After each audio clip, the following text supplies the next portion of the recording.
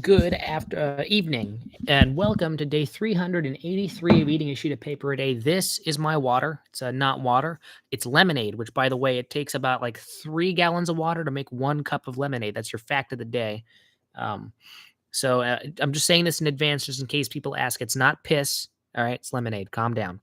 Also, no one's here yet, so no one's going to see me justifying the fact that it is, in fact, not piss. It's lemonade. All right, Lip, you got that? This is lemonade. It's not pee. All right, I know. Ian's gonna come in and go, lol, Brian drinking piss, Rafflecopter. I'll kill you. Get out of here. Also, these pieces are way too big, and I really appreciate I like how you're putting different emojis for each day. I like that. That's very good. And oh my God, Nick, it has quite literally been like a year. The last time I talked about this a couple streams ago, the last time I saw you, we were in Panera, and I was doing the running sound effect in the Panera, and it was just like old times back in high school when you would just be trying to, like, your day would be going as normal, and then I'd come in and ruin everything and get the principal up to our classroom. Ashley, hello, and Imagiman, good morning to you as well. All of my favorite regulars, except for of course Caden and Ian, my two favorites, are here. Let me see if I can find that effect just so I can give Nick a rerun. Fuck, where is it?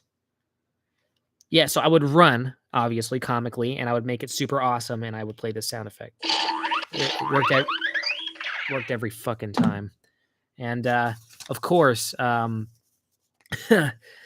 make it very cool and awesome. Well, I did, and I mean, I can't over here because I have two chairs in the way, and if I run, I'm probably gonna give myself a knee sprain. But it was good.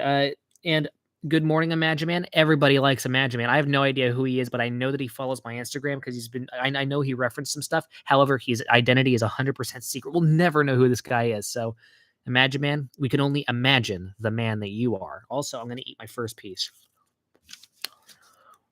For those who don't know, Nick has witnessed very early events of the YouTube channel. He was never really fully into it, which is good. He's not fully indoctrinated, never was, and I hope never will be. But yeah, the thing is that he was kind of off to the side, bearing witness. Why am I doing this? Well, no, Nick, listen. I know that I never got to explain this to you, but the human body has a proclivity to adapt, and I am testing out the limits. All right. We can adapt to nearly anything. The Japanese adapted to cyanide in the 40s, all right? We can adapt to this. And as long as we exercise moderation, this is also a reminder to the public to exercise moderation. Yes, exactly, for science. I agree. So, if you go back on my channel, the main one, and you go to, what is it? Cold War news broadcast. Nick has a very enthusiastic and very notorious cameo. I'm going to become Paperman on day 1000. I'm already Paperman. When I turned 18, that's when I blossomed, all right? Nipples grew on my hair, and the paper started coming out of my asshole, like it always does, but extra fast this time. No, you guys all need to get, this was like 3 years ago. Go back to about 3 years ago on the channel. Feels like 3 to 4 years ago on the channel. I don't remember if it was 2018 or 2019. And go to Cold War news broadcast. And you guys are going to love it because he's still there. And it was for a history project. And Nick trusted me with editing the thing. And I had too many funny zooms. And Nick was like, fuck, damn it. And then, of course, Josh, and Josh was already a little with me at that point. He was convinced I was a sociopath. And he was like, all right, screw this. I'm editing the rest of the thing. And then everyone was like, oh, Josh is such a fucking hero. And he just added like 3 cuts.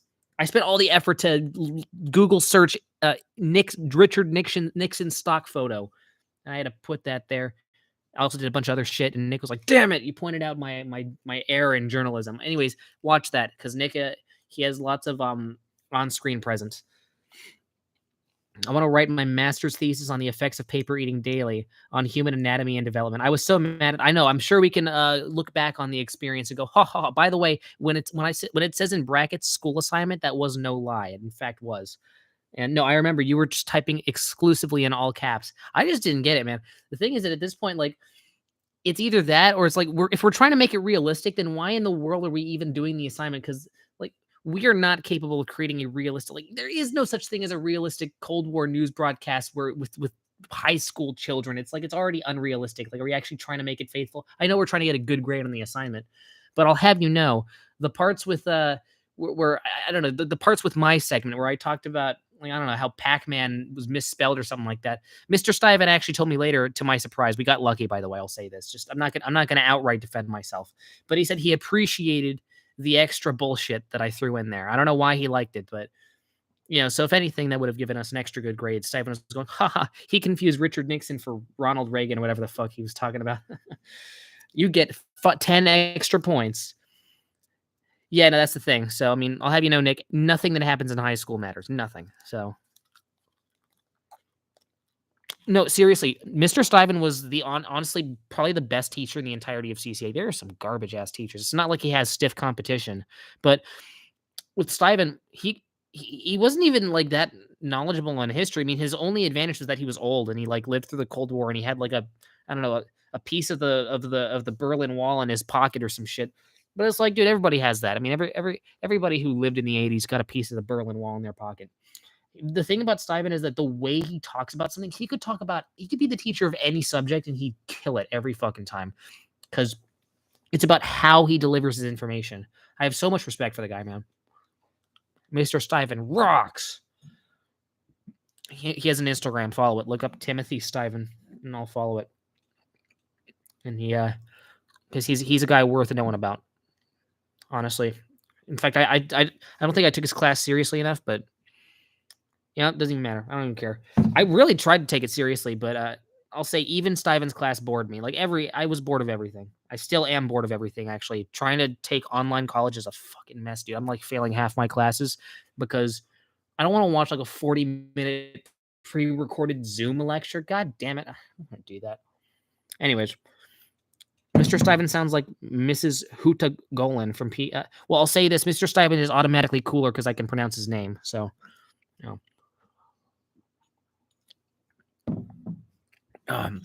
sorry to insult your favorite teacher, but that's fine. Also, if anybody's from Torrey Pines, including you, Black Rum, give me a bunch of just like wacky stories about this teacher and convince me that she's better than Stiven, because I think you're gonna fail at convincing me that she's better.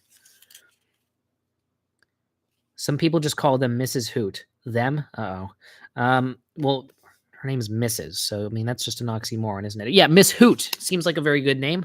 I mean, that's a very easily pronounceable name. It's a little goofy, kind of gets the kids' attention. I bet she had a wacky sense of humor. I forgot Torrey Pines High School. Okay, so you're definitely local, Imagine Man. That's another hint. You're slowly giving yourself away. You're supposed to be like super inconspicuous, but whatever.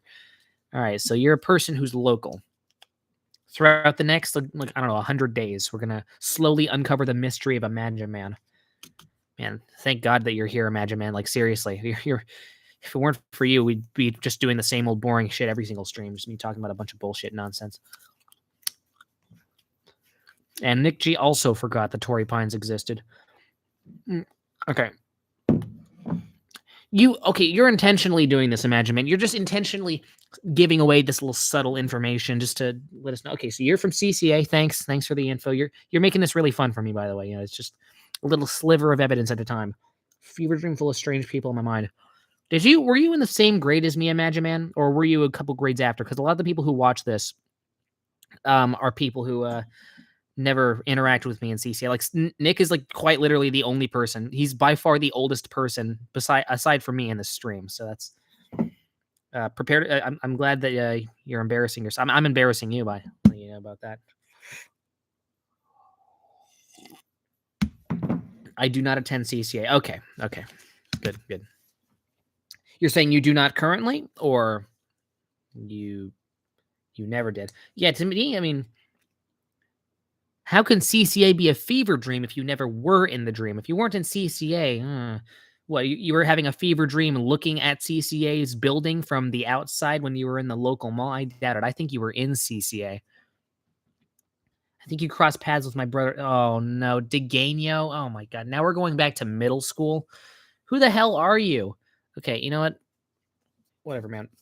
I'm just going to eat my paper. I have no fucking clue who you are. So what? Okay, imagine, man. You never seen me in person. You've only seen me on your computer or phone or a leap pad screen.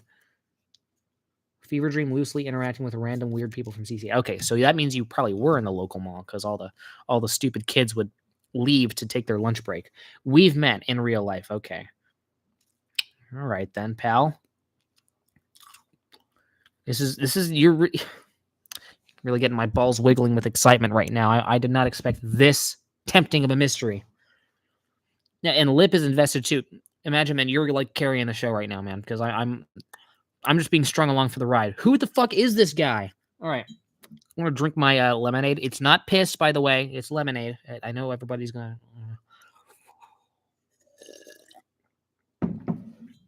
Does not attend CCA. Met me in person. Wait a fucking minute. Are you Grayson's boyfriend?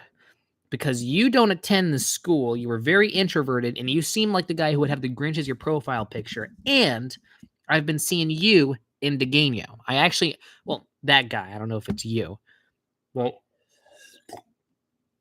when I was in middle school band, and every other percussionist was there. It was not there for the music. They were all there just to get free credits, and they thought that percussion was it was a cakewalk when in fact it wasn't, and they were all so fucking bad. So I immediately got the snare, and the rest of them were on the practice pads. Not Grayson. No. You're thinking of the wrong Grayson. Not the fat kid with the curly hair who likes Frank Ocean. Not that guy. Nick. I'm talking about you. No, you're in my grade, so you remember. So I want to say she, but of course you know how it is. Grayson with like an I. She actually watches this channel. She's a supposed non-binary person who, at first, when she interacted with me, she hated my fucking guts because, of course, we had political differences, and Miss Ramirez wanted for that to be the first thing we talked about. But slowly, she still watches the channel, and I think she grew to respect me a little bit more, and I grew to respect her a lot because we still have our disagreements. We still disagree on stuff. But she's one of the very few people who, throughout all that, wanted to get to know me better. And we got each other's contacts. We FaceTimed. We talked about our lives and our differences and our upbringings and what brought us to this point, how our beliefs formed. And oh boy, was she dealt a shitty hand as a younger person. So yeah. Not me. Okay, well, anyways, it's good anyways because I can at least talk about Grayson because CCA was a place where after that assembly thing, after that whole like race assembly, racial slur assembly incident, so many people hated me because I became known around as the fucking guy, with the political videos. I have like, shit you not, people would just approach me, and it would not be very nice. People were not open minded, so. I think I remember. Yeah, she had curly hair, very, very curly hair, and she was kind of short and wide, right? Yeah, no, of course. Thanks, Nick. Yeah, we were classmates, and you were in the classroom when Mr. Colleen came up there because I sent that picture of Osama bin Laden's face photoshopped on the loaf of bread. I sent it to Colleen's personal email, and then 30 seconds later he came up. I will still tell that story till the end of time. I love that. No, Nick, you fucking zipped right out of there. It was so good. You and Duncan were just like, okay, bye, because the two of you saw me send that Google Doc file. I meant to send a different one to him. I was just making the Bin Laden loaf of bread thing for fun. It sounds like my middle school experience. Well, clearly I've regressed, especially at that time, because this was high school. Was I supposed to be over that type of wacky behavior? I don't know. I guess not. Whatever. Oh, I loved it. It was so. No, the thing is that I didn't know if Mr. Colleen was like just gonna sit on my face or like smack me or in the middle of the class. I don't know if Bin Laden triggered him that hard, but one thing I do know is nothing that bad came of it. I just got put on. I was already on Colleen's radar anyways because of my political shit. So it's like I was disrupting their precious narrative. Nothing bad came of it. It was just once I knew that he just wanted me to delete the picture of Bin Laden off my Google Docs, it became apparent to me that it was just I was gonna remember this as the funny experience ever, and boy was I not wrong because I'm now looking back at it. Oh, it was so fucking good. Nick, your reaction to that will forever be treasured in my brain. Also, I keep sending you 8 balls, Nick. Please respond. I think you're scared to be beaten by me because you know I got like 700 victories in 8-ball. By the way, everybody else here who has my number, send me an 8-ball. Osama bread loafing. Damn straight. I don't like 8-ball. What do you like, huh? 20 questions? It's like the worst game pigeon game. Wait, knockout, huh? The one where the penguins smack into each other? Where you don't like game pigeon? Why is it on your phone then? God damn it. I like to say I grew up, but I think I just got medicated and surrounded by sensitive people. That if that's what being grown up is, being on drugs and being around sensitive people, Christ's sake, I would like to go back. I also have crippling depression and do not want to play 8-ball. All right, fair enough, fair enough. Well, you know, one thing is that depression can be an excuse to play 8-ball. Think of it that way, all right? It's all about adjusting of mindset. And 9-ball is a lot less depressing, huh? Less balls, more fun. Also, the rules to 9-ball are really, really confusing, much like life. So when you play it, you're like, what the fuck is even going on? Why did I get the last ball and the other opponent won? No clue. I tried looking up, like, I Google searched 9-ball rules, and it was like 16 pages. So I'm just going to assume that 9-ball is just, you know, its rules are randomly generated with an RNG system. Damn straight, Nick. So I'll be waiting for your response. I still have you pinned, and you still are dumbass bitch on my phone.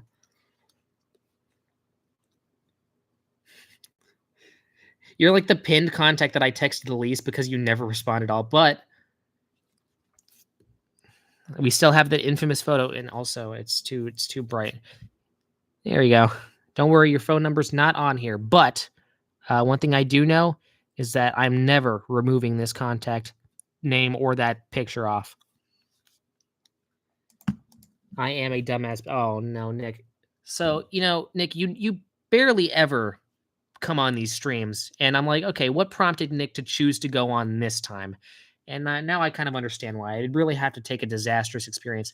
You know, Nick, courtesy is universal, and a lot of people act courteous for different reasons, and your brain can very quickly come to these conclusions. If you get friend zoned, you know, sometimes you move too fast with a relationship, and then that person, maybe that person does or would have liked you. It's just that people are scared of being approached, especially when it comes to, you know, all at once. That's why no one in Carmel Valley says anything to anybody. It's just such a reclusive, it's just a group of hermit crabs all huddled together in the same shitty California town. That's what this whole place is. So, Nick, just know that being friend zoned means quite literally nothing. So, and listen, I've been given the same treatment for like many different reasons. And yes, I am a lot more retarded than you ever were. So you best believe that I still end up having people who really, you know, like and appreciate me in person and online, all this shit. And that just comes from approaching people, being honestly approaching people. That's what I prefer to do. Obviously, kid around, joke around, do this and that, be wacky on your own terms, of course, but always do that with a genuine intent. As long as you do that, and I believe that's what you generally do. You do it, you know, sometimes you're a little introverted, but hey, girls like that. Trust me, there are many, many more buffalo in the pasture, all right? And being friend zoned by one person matters not, all right? You're young, you've got a whole world out there. And plus, I've said this a million zillion times, but you're here for the first time, possibly for the last. So I'll say this right now. Every downward spiral is followed by an upswing, my friend. So cheers to the upswing that's going to happen in your life. It's going to get better, all right? Okay, I think I might have broken my camera. Okay, we're good. This computer's like 15 years old, so which explains the quality, huh? Is it good? That was the last piece of paper. Thank you very much, Nick. Special guest, and I need to put my score for the day. I'm retarded. All right, so 8.9. Got a bunch of schoolwork done. Fuck trigonometry, by the way. So bad.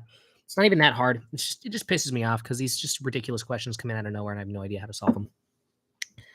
If I eat some paper, they'll reconsider. Yeah. Go up to this girl, eat paper. Yeah, gonna friend zone me now, bitch. Nick is the opposite of the person who would ever do that, but maybe I'll just do it on his behalf. Just give me this girl's address and her name and all that. Anyways, I will see you on the next paper eating adventure. That will be day 384. Make sure to live, laugh, cry, and also not die. Imagine Man, Nick G, Lip 50, Black Rum. Who else was here? Ashley, I Hate God. Thank you for attending. I love and appreciate all of you. My lips are really dry and they're cracked and they're kind of bleeding. I'm going to finish watching Midsummer. All right, goodbye.